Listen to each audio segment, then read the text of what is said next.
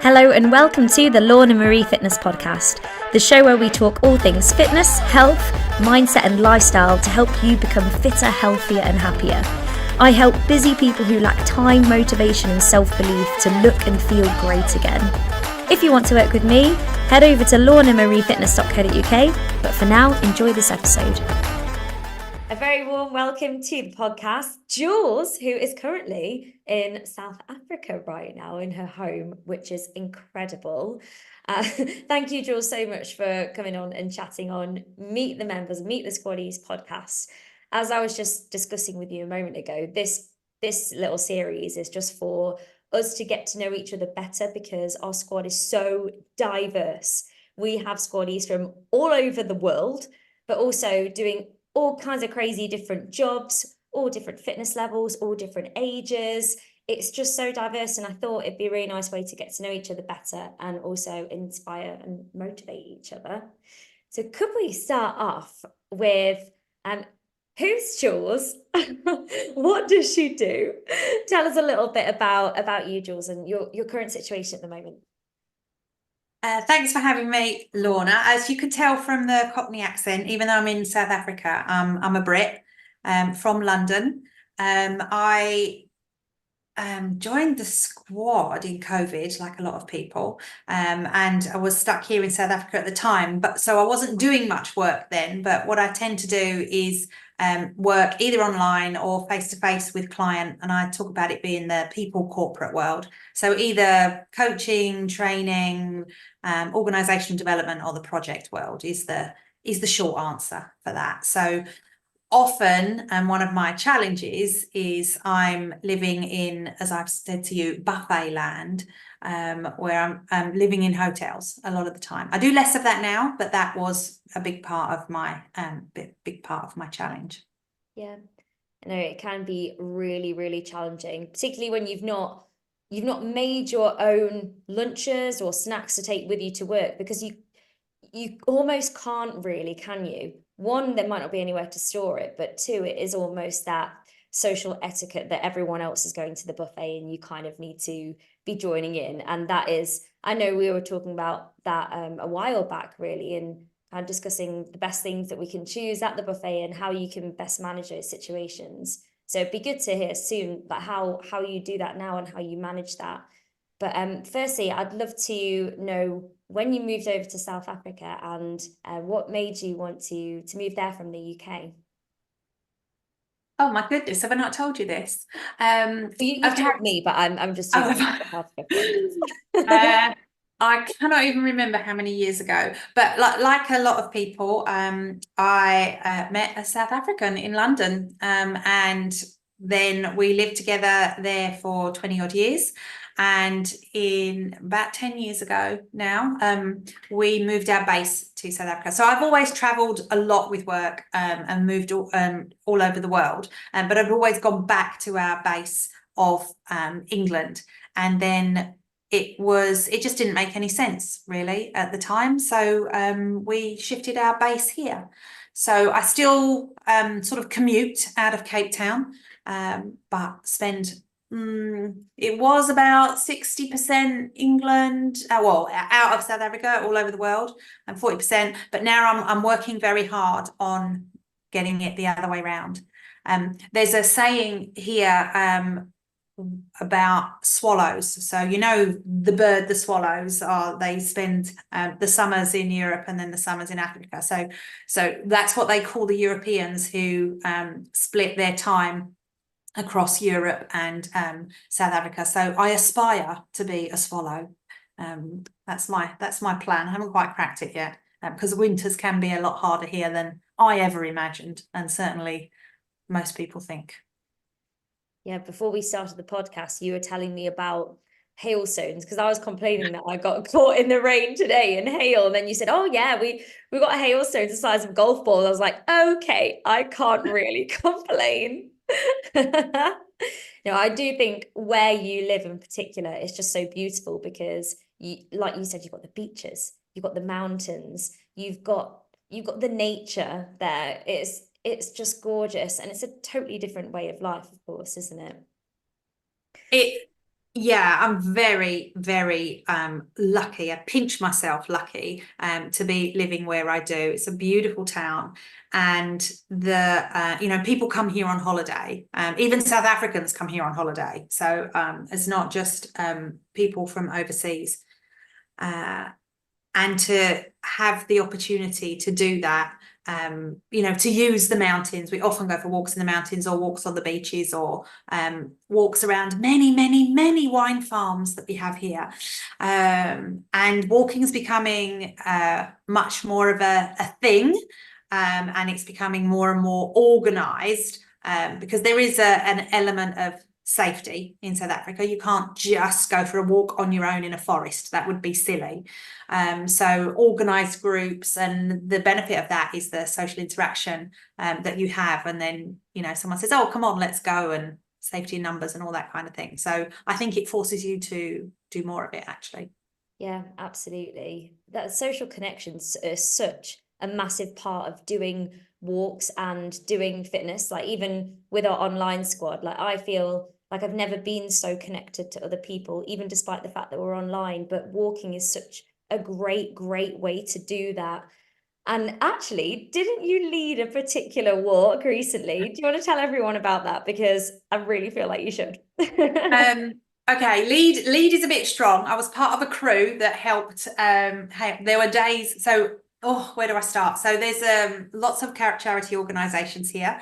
This particular one is called Lighthouse to Lighthouse. It got started about 20 years ago, and we walk from one lighthouse to another lighthouse. So Agulhas lighthouse to Danger Point Lighthouse, which is about 100 kilometres. We do it over 4 days. And it's a real challenge for a lot of people. The first time I did it, it was, lots of blisters, lots of pain. But it can be a real motivator. And it's only women, Lighthouse ladies, and we raise oodles of money for the local charity. So there's a bit of a saying, you either kind of do it once and tick it off, or you become a lifer. And I became a lifer straight away. So I've done 4 now. And the more involved you get, obviously, the more you know, and the more you're able to help out and things like that. So there's certain jobs that you do through the year, because you have practice walks. And then on a walk like that, where we have 120, we can't have more than that. You have to have leads, you have to have sweeps, people in the middle and all that kind of stuff. So so I was helping out that. You chop jobs all day, and general motivator. And I was doing all of the activities before, so activation, as I call it, warming up the joints, etc., and then stretching at the end to sort of survive and To survive. the survival, yeah. And unfortunately, you can't, because of where it is. It's the most beautiful scenery. You can't actually walk there, as Joe Public can't walk there. It's a combination of private nature reserve. It is government based, but you're not allowed there, and that's to keep basically the poachers away. So nobody else gets to walk that place. So the privilege is just so huge. So yeah, and it's a really inspiring thing to do. And of course, we raise loads of money for different charities in the Overstrand each year. Yeah, amazing. Do you know how much you raised this time round? Because the last time we spoke, you said it was all getting calculated, and I don't know if you've got a rough guide now. Well, the goal was R1 million, which is about £45,000. And it gets announced at the gala evening, which is next Thursday. So I don't know exactly, but the birds tell me that we're pretty close. Yeah. Oh, that's an incredible amount. You Yeah. must feel so proud. 1, for doing it. 2, for helping lead and guide it and do all the warm-ups and the survival cool downs. And then 3, for just raising so much for a brilliant cause. Wow. I do. It does feel good because I've always been a little bit suspicious of charities, if I'm honest. But when I sort of did this first of all, and then I met the people and I understand there is zero, zero, zero money going to any pocket. In fact, those of us who help out, but there's an official committee and they do way more than I do. We always end up buying things and spending our own money twice as much. But I was just really impressed with what happened. So the first year I did it, it was to put in some bathrooms in a old people's home. They had bathrooms, but they weren't fit for purpose, so to make them wet rooms, etc. And the whole difference is I met the builder. We saw the before photos. We know the after photos. We know where every single penny's gone. And I know in some charities that doesn't happen. So feeling part of that is pretty cool. I mean, it's not just one beneficiary that gets it. We spread the joy around doing other things through the year, silly socks and days and some other a neon nighttime walk, and there's all stuff that goes on through the year, but the big culmination is the 4 days. So it's definitely a fun thing to do. But so if any of you want to come to South Africa and walk 4 days in somewhere where you can't, just get in touch. Sounds great. I'm in. I really want to do it. I'd love to know where you came from with your fitness to go from, because I mean, I know your journey, I know your story, but for everyone else to be where you are right now and to be helping lead something like that it's big. It's really big. So what made you want to go into that in the first place? And can you give everyone a bit of an idea of your fitness journey as well? Well, I'll try. I'll see what I can remember. So, how far are we going back? I was the fat kid at school. Always was. I've had that whole challenge with food relationship all my life. For those of you who are my generation and were brought up by people who were brought up on rationing, you'll know that they couldn't throw away any food. They just put it in their kids' mouths. And if you're a very dutiful person and you're a pleaser, that then turns into other kind of things. And you're just addicted to sugar and all of those things. And being a workaholic, it was never a priority. Did lose weight, I would say, where most people have a range of like, I don't know, 1/2 stone, 2 stone, something like that, at their biggest to the smallest. My range has been 7 stone. So I've put on that and then probably lost, I've never added it up. It'd be terrifying. It must be hundreds of stones in my life. But probably 6 big times did I go from, size 24s down to size 10, 12s. But it always came back. And this time, I wanted to do things differently. I'm not sure there's one special moment or one special factor that led to it. I think a combination of my health was just, I was on pills for the side effect of the pills that I was on, all to do with, cholesterol and et cetera. But while some of that stuff is genetic, yes, there was a whole bunch of stuff that was lifestyle orientated as well. So I came across this in COVID, came across Lorna and started doing some stuff. And it just, what clicked for me was, I'm not sure exactly how I can put it into words, but not one moment, but slowly I reprogrammed my head. I'd always exercised previously to lose weight. And you, Lorna, taught me to, basically I was exercising for the wrong reasons, that I should exercise for a whole bunch of other stuff. And that means so much to me now, because I now exercise for my mood, which has become even more important, the joys of perimenopause. The bonus was losing the weight, but it's the quality of life that I wasn't expecting. So I don't know how to describe it if someone's never been in that place before, but you're downstairs hanging the washing out and you think, oh, I meant to bring that other thing downstairs. And it's that, oh no, oh, never mind, I'll do it later.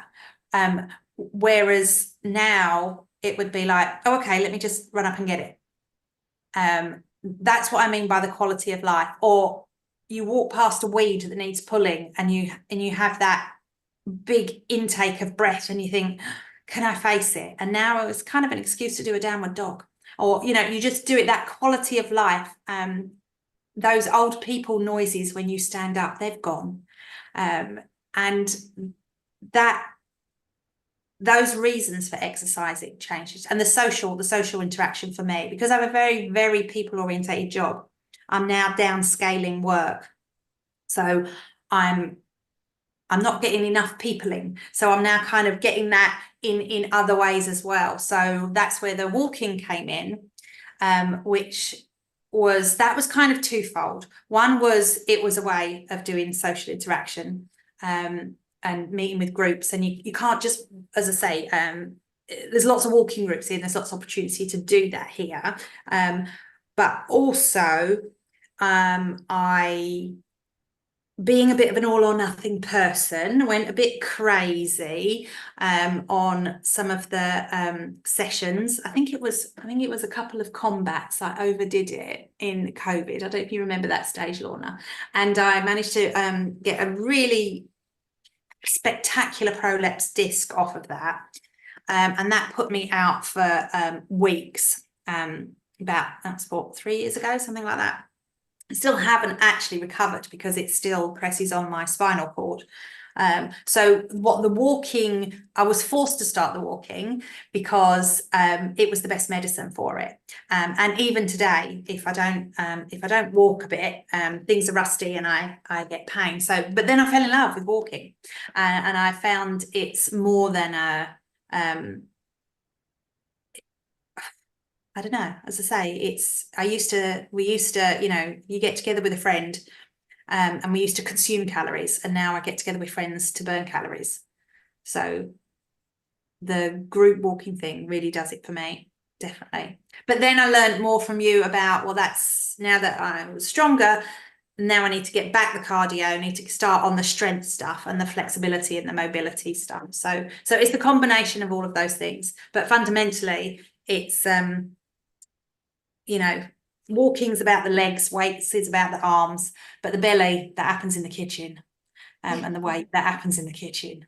So yeah, and that's where you taught me loads more about.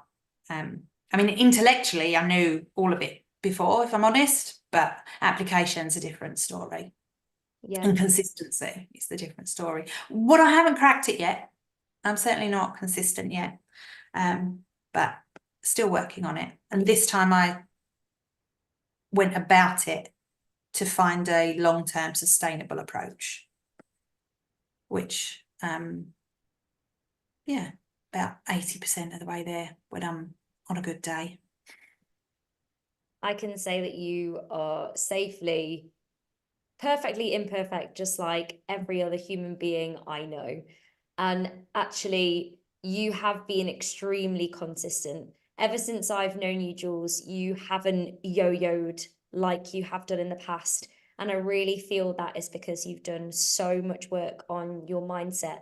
All that stuff we did at the beginning, a lot of unpicking, and actually what a lot of people don't like to do, which is kind of almost to look at themselves in the mirror and be like, right, okay, come on, I know what I need to do.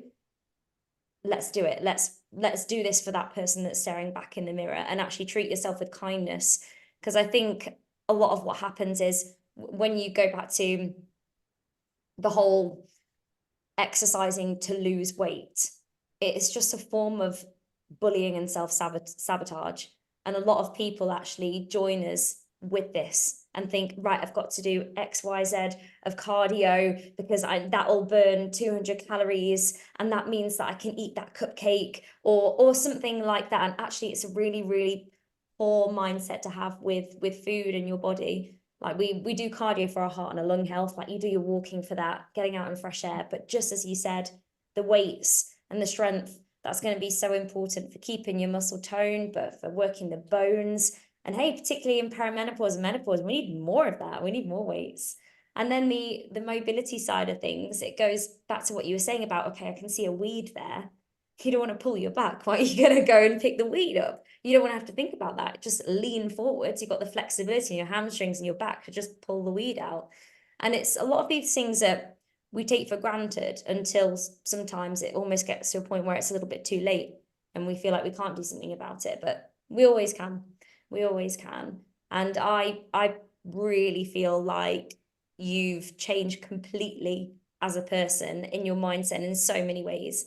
And I think, no one's ever going to be completely perfect, but it's all about that progression over time. And I think if you look back to where you were 4 years ago when you started with us, that progression has been exponential. It really has. I hope you feel that way too. Thank you. I don't know how I feel about it. I'm still, as I know, I'm still a work in progress.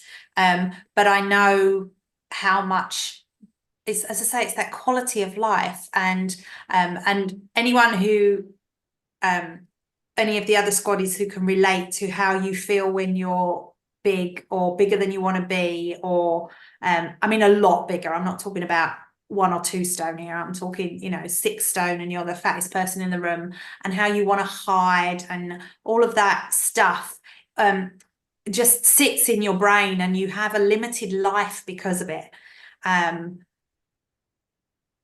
And I'm not saying that you should do something about your weight to enjoy life. Absolutely not. You should just bugger it and go out and do it there and then. But honestly, the confidence that it gives you to join in on things and do more, to stand in front of 120 women and talk about what to do with your ankles to make sure you're not going to twist them and all of that kind of stuff. It just gives you that inner confidence to do that, which I would add on to the bonus stuff, if you know what I mean. So health, obviously, mass is a big thing. I've got a whole bunch of internal numbers, and they're definitely a hell of a lot better, because I was looking for internal numbers and mood out of exercise and food. So I think that's what changed. Just if you look, if it's a number on the scale, or if it's to lose weight, then it never does it on those days that you want it to do it, and it certainly doesn't make you feel good long term. So yeah, and just doing all those things that you talk about on the 6-week program, and you talk to, and that get reminded all the time. It just, someday you hear it. I know that sounds funny, but you'll say it on something, or a podcast, or you read it on an email, or you go in there and you see it, and it's been said 27 times, but one day you actually hear it. Yeah. And then those little moments that are just, celebrate those moments. Again, you'll have to have been someone big to understand some of those moments. It's that moment when you're exercising, and for years people are going, can you feel that? And it still happens. Can you feel that? Can you feel how that feels? And you're thinking, nope, I can't feel that, because there's 5 inches of flab through to get that. Or those stretches that everyone goes, right, put your arm across there and pull that. And you think, I can't do that because I've got too much excess fat in the way. I can't even do what you're asking me to do. And then it's controlling your head during all of that stuff. Yeah. So, so celebrate those moments when someone says, can you feel that? And you actually can. For the first time, you know what they're talking about when they say, can you feel that? I always say celebrate all the little moments, any little moment of joy, celebrate it, write it down. That's why I'm so adamant as well about doing, I don't know if you've seen on the Facebook group, but I always do Wednesday wins. And I just want everyone to celebrate any win, any win they've had, because the more you do that, it actually changes your mindset and you start to see good in yourself and see more positive things and work with yourself as opposed to against yourself all the time. Be like, oh, I did that, that was quite good. And all of a Yeah. sudden you just become your own best friend as opposed to your own enemy. And it just brings a totally different outlook to life, I think. 100%. Yeah. And those I never before had fitness goals. And they're age appropriate. But you know, this year's fitness goals is to get my left heel to hit my left glute. I can do it on the right, but I've had knee problems on the left for years. To be able to do that and to finally do pigeon one day because my knees don't let me do it. So just some, you know, tiny little things like that. To have those little goals and go, oh yeah, I think maybe I've sort of done it a bit more today. Because you're not exercising to lose weight, you're exercising for the flexibility, the strength, and the mobility and the quality of life that is the output, which is the bonus for me. Oh yeah, totally. I think it's great. I think it's really important to have those little things to work towards. I know a lot of people as well are working towards like the first push up on their toes. And when you do your first one, it's the most rewarding thing. And it's also why I do say yoga scape and stronger, the same release for a few weeks so that you can actually see your progress over the weeks. So by week 4, you're doing a mermaid or you're doing a standing one-legged star pose, and you can actually do it by week 4. And it's the best feeling. It really is that progress over time. Yeah, your first roll up, that was Yeah. that was a big celebration. Ah, as in the Pilates roll up. Yeah, Oh, that's great. I love it. It full feels so roll up. good. That was yeah. It feels so good on your back, that does. Now, I know, going back to you, Jules, and your current situation, I know it's changing a little bit with your work. So you're trying to obviously pull back a little bit and spend more time in South Africa and out on your walks and things. But what would you do, or what do you do now for your busy work days? I'm just thinking of our busy squaddies and say some people who do work away from home. You know, we're talking about the buffet thing. How do you have any advice for that? How do you best set yourself up for those really busy work days or periods of time? Um,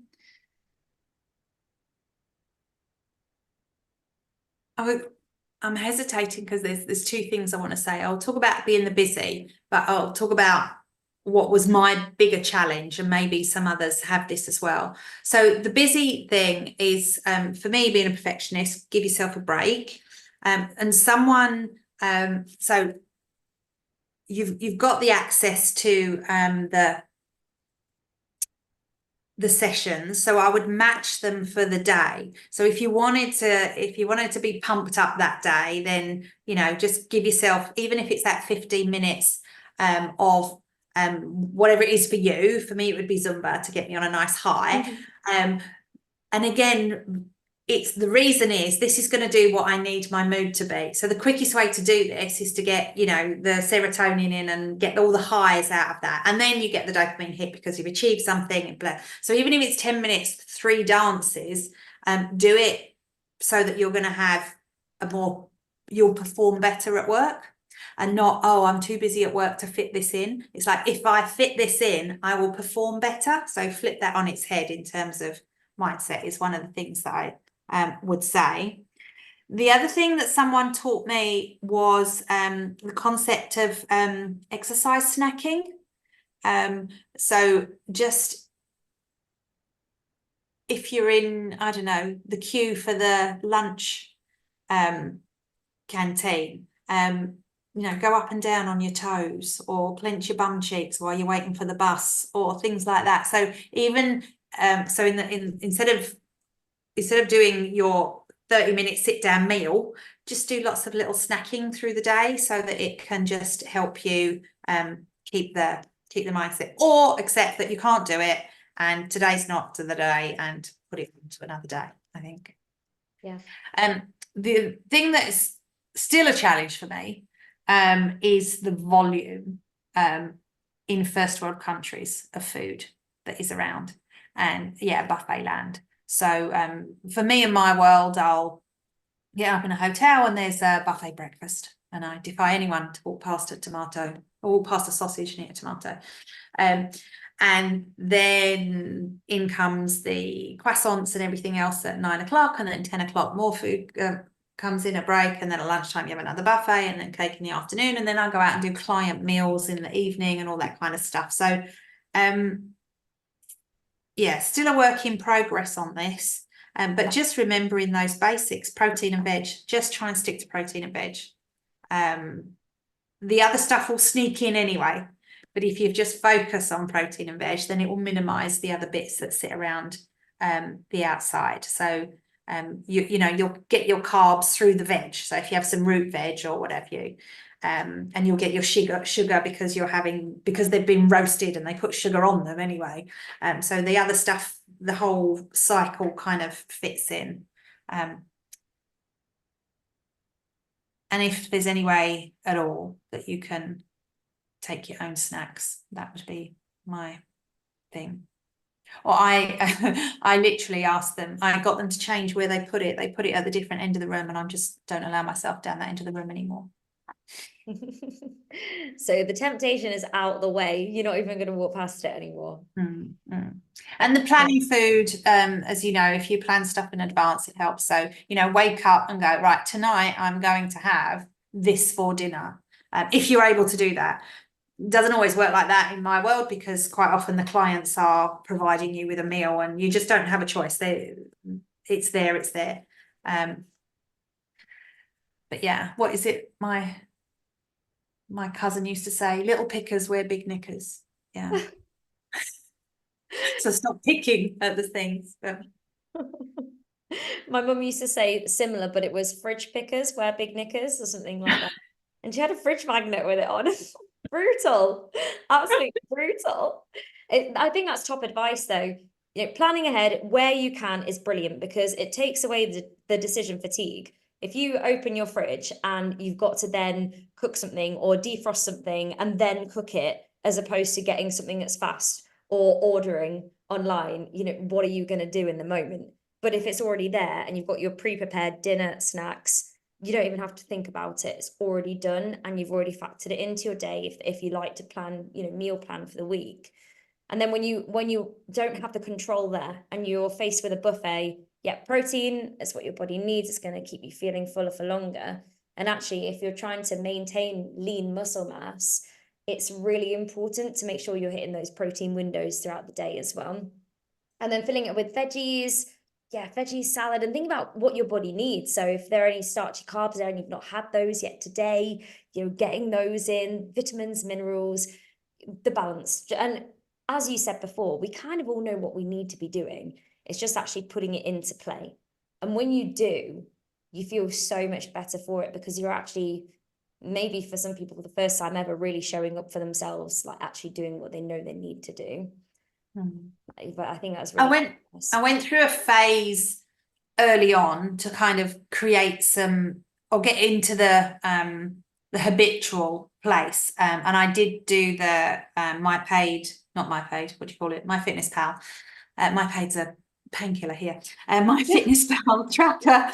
And that was, I did it for about 6 or 8 weeks, just to a combination of, it was just getting into a good discipline, and so that I knew what, you know, 2,000 calories looked like.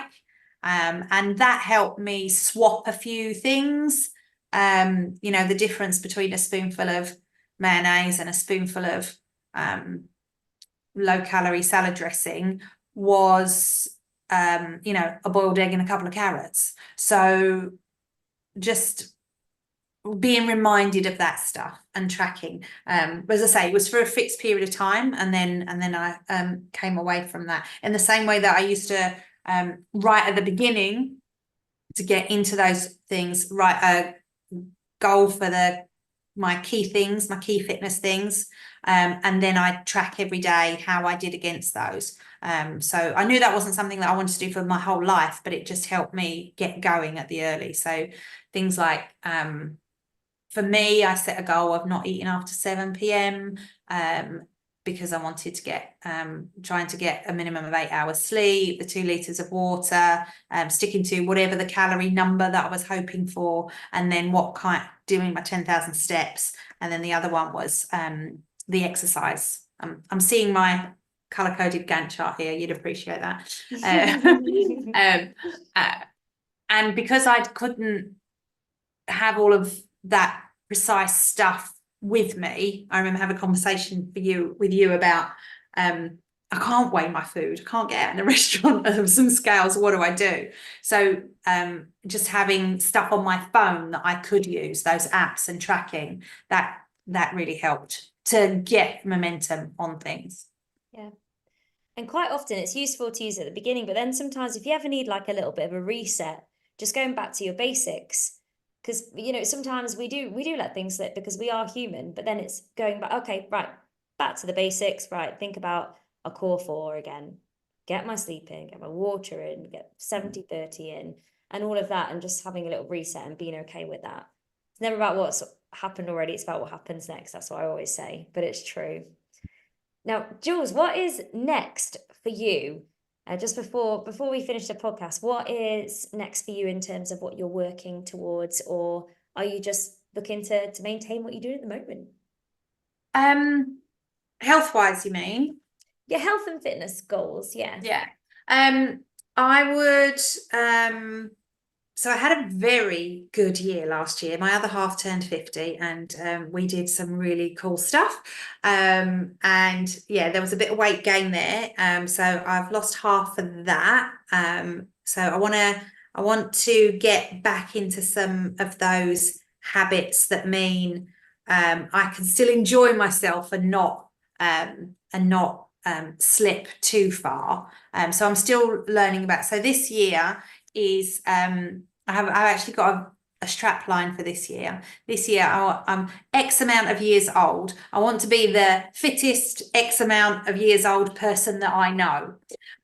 So and by fittest, healthiest and fittest, that means that I'm someone who can, when someone says, oh, let's go on a 30k hike, that doesn't faze me. That sounds exciting. Or let's do we were talking earlier, I'm doing Muddy Princess thing here in December, and that's like, yeah, that sounds really cool. So it's about just being the fittest and healthiest I can be and getting control of the food thing, which is, I feel like I've cracked the fitness thing. It's something that I do now. I just get up and do, and it's part of the social activity. For me, it's always going to be the food thing, but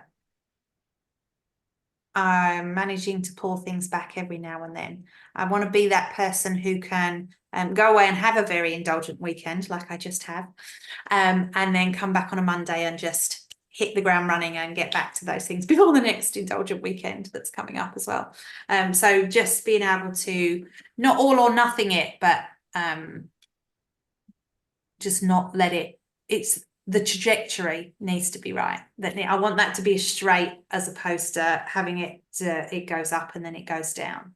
Not necessarily a weight thing, a number, but the whole package together, the discipline. That's what I mean. Like all of those things I was talking about. So yeah, the sleep's a challenge at the moment. And so I need to go back to putting some effort into some of that stuff. So yeah, so it's just the whole package, being the fittest and healthiest I've ever been by the end of the year. And then I've got some tiny ones, as I say. 3-minute plank is one of the other ones. I want to be able to do a pigeon, be able to put my left heel on my left bum. I've got a few other little ones as well like that. They're great. They're really good. So the healthiest and fittest you've ever been in both body and mind. And I think with the food side of things, it's having the indulgent weekends and not having to worry about them, just fully being in them and immerse them and think, yeah, I'm choosing to do this. And then coming back and getting on top of your normal routine and not actually even thinking back to the fact that you just had an indulgent weekend, thinking back to, oh, I really enjoyed it when we went to that place. And not even thinking about the food that was involved because you just had such a great time. And then getting back into just your normal healthy routine.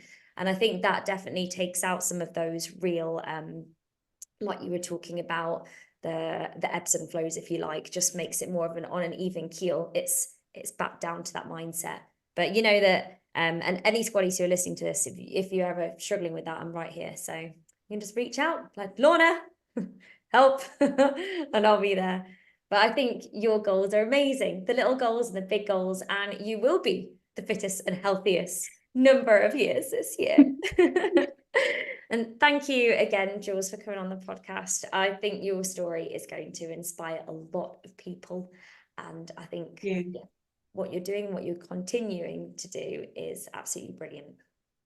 Oh, thank you. And if any of the squaddies are at that stage, you know, 2 years ago where I was, and want a one-to-one conversation with somebody who's a bit further down the journey than they are, then I'm more than happy to do that. Because one of the things that I found that I didn't know I needed was the community to talk about it. So me talking and helping somebody else actually helps me as well.